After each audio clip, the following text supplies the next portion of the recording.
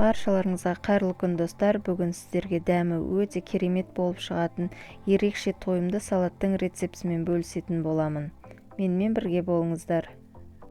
Бізге қажетті заттардың бәрін мен алдын ала пісіріп дайындап алдым. Тауықтың еті, жұмыртқа, тұздалған қияр, картоп, укроп және көк пияз, тұз, майонез керек болады. Барлық заттарымызды кубиктап турап аламыз.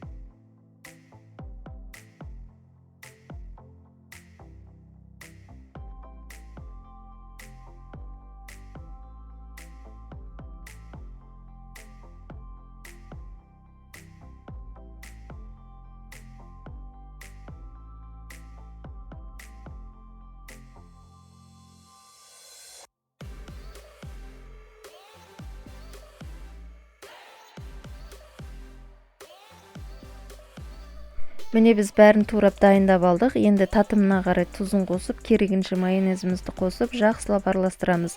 Бұл салаттың ерекшелігі көк пияз бен укропта.